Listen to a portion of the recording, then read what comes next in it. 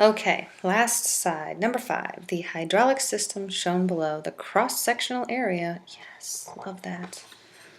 Piston Y is 3 inches squared, so we have an area. I'm going to call it area of Y. The cross-sectional area of piston X is 1 inch squared. I'm going to call it AX. So my area here is equal to 1 inch squared. My area here is equal to 3 inches squared. Great.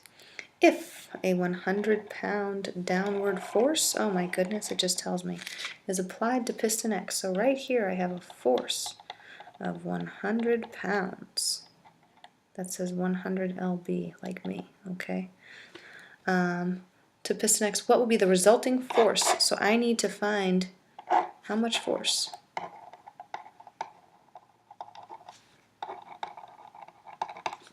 For piston Y. Great. I have to show my calculations. This is where we go into that idea of Pascal's principle. All right. Pascal says the pressure here is equal to the pressure here in a closed fluid system, which is exactly what we have here. So what we need to do is take our force divided by our area on one side and compare it to our force divided by our area on the other side. The cool thing here is we know this area, we know this force, we know this area. We don't know this force, so we're going to be looking for this force here. Let's get it set up. I have 100 pounds of pressure, and that is over my 1 inch squared. That's going to be equal to, oops, I don't know, my force on piston Y. And that is going to be over my 3 inches squared. Now, in order for me to solve for this, I need to cross multiply. Now, don't get all cross multiply happy. We're just going to do it one time here. The nice thing is, you notice, it might work out really well. So now, 100 times 3 is 300. This is pounds times inches squared. LB, inches squared. That's going to be equal to, let's see here. So we have that part there. This part is going to be Fy times inches squared. Okay? We need to get rid of the inches squared, so Fy is by itself. When we do that, inches squared divided by inches squared cancels out. Our force on Y is equal to 300 pounds. Okay?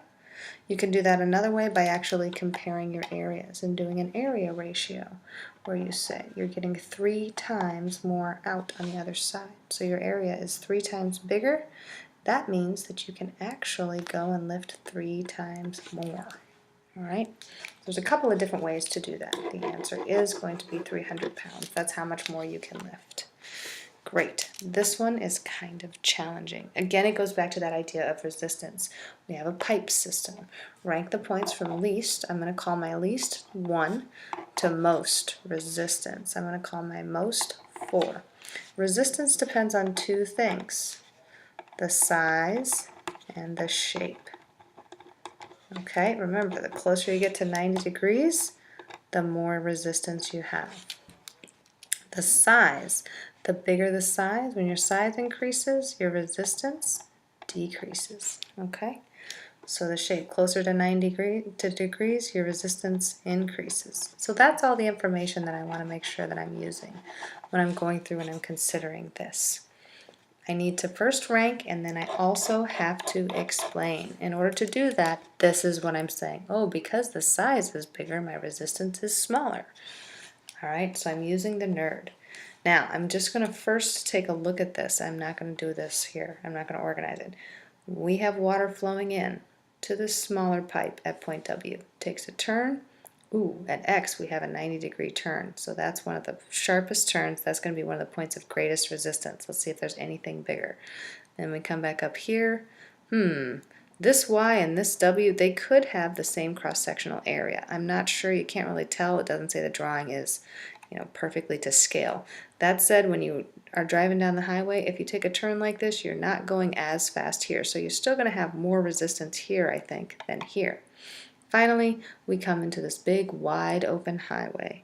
So there's lots and lots of space for our water to flow, which means there's very little resistance. This is very clearly the point of lowest resistance because it's the widest. And that's going to equal lowest. All right, so my least resistance point, I'm going to call least resistance 1. That is at point Z. So 1, because it is the widest and straightest.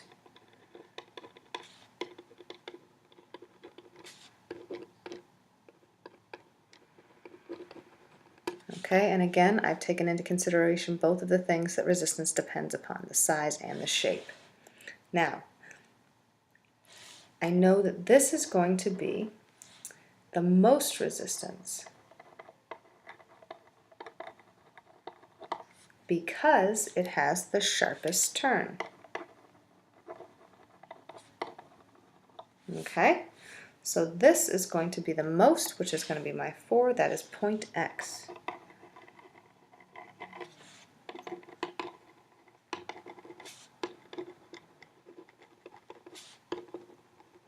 There's my explaining for that.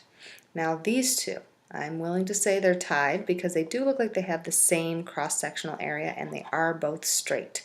So if their size is the same size, they should have the same resistance. Okay, so that could be a tie, or let's just call that a tie. So, or you could say W would have less resistance because this is coming up off this turn. So we can say W is 2 and Y is 3. Again, 2 would be the second to least resistance because it's straight.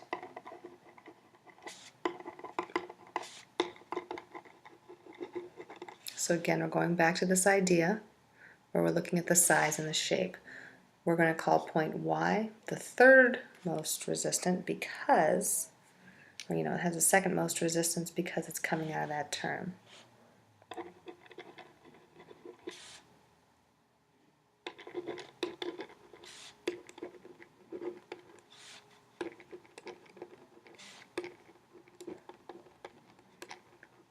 And the cross-sectional area is smaller than this, which means there's more resistance here than there is here.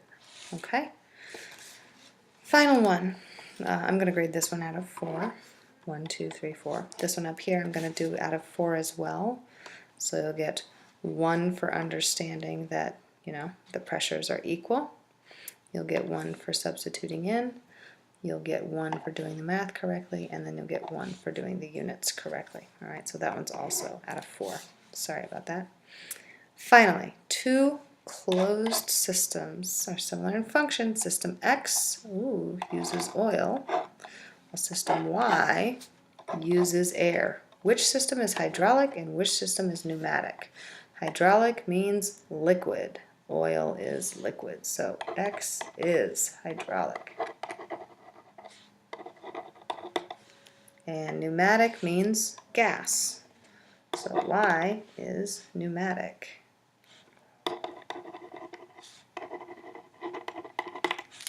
All right, great. Notice it says identify. We've done that. Check. Yay. Describe one application.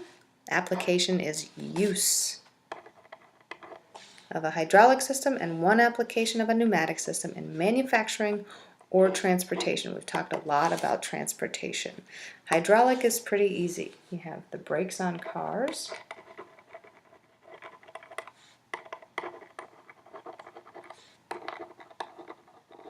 All right, and those are wonderful.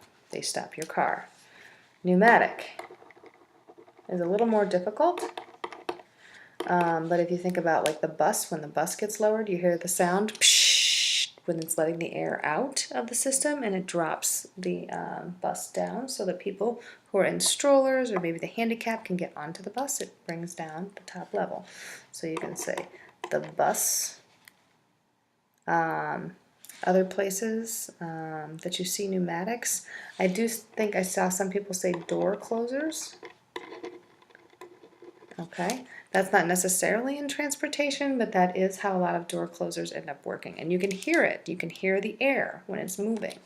Okay, that said, this is again something that I will grade individually, depending on what your examples are. But these are a couple of examples that are very common where we're using hydraulic and pneumatic systems in transportation.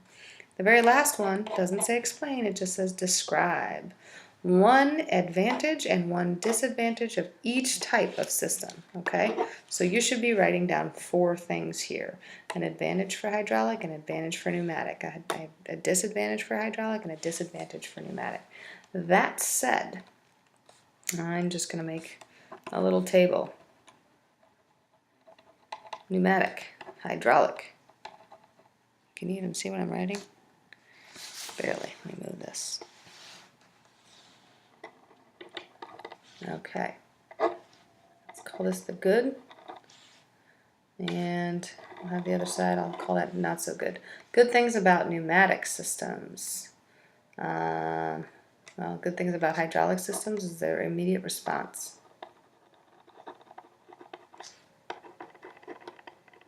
So when I hit the brakes on my car, I brake immediately. Not so good. Alright, not so good with hydraulic. When you get a leak, it's broken. Alright, so if you have a hydraulic system that leaks, that's kind of a bad thing. A lot of times pneumatic systems are open systems because it can intake more air, which is great, because then you don't end up with any leaks, so they don't break as easily. An advantage of pneumatics, sometimes it's really nice to actually have a delay. So you will have some delay in pneumatic systems, and if you want to like dampen some motion on a door and keep it from slamming on your foot, that is a good thing. All right. Not so good can also be the delay. You don't want to necessarily have a delay when you're trying to brake in your car. So it depends on how it's being used. With the pneumatic, because of the delay, there can be a buildup of pressure. And that's what happens when the gas compresses. So that can create a lot of force. Sorry, this is so small. So that can create a lot of force, and in that situation, that's how nail guns work. You hook them up to something called a compressor, and what it does is it compresses the air, and then it can shoot the nail out of the nail gun so that it will, like, you know, nail a whole bunch of shingles onto a house very quickly. So if you've ever heard, or if you've ever seen a house getting re-roofed, you can hear the compressor going. It's quite loud, but then you can also hear the nail gun putting all of putting all the nails into the shingles as you go. So it's a lot faster than having to hammer each one by nail. So pneumatic compressors are really good for doing things quickly when you have a lot of pressure in a compressor built up. So that's one way that it's really good. Again, I'm going to grade this one out of 4, and this is going to be 1. This is going to be worth 2, and then I'm going to do 1 for this one because this one is pretty challenging. So this also is out of 4. That said, let's tally. 4, 4, 4. 1, 2, 3. This one's out of 4. 4, 5, 6, 7, 8 times 4 is 32. I thought it was going to be out of 44. I'm going to make it out of 32 points. You will have the opportunity to make corrections. This is what you do in order to make your corrections. So you want to make sure that that happens. Give it back to me. This is the final credit that you can add to your Term 3 grade. Please make sure it gets done. And if you have any questions, you probably should see me after school so that you can get them taken care of. Okay? I'll be available. Good luck. Thank you. Good night.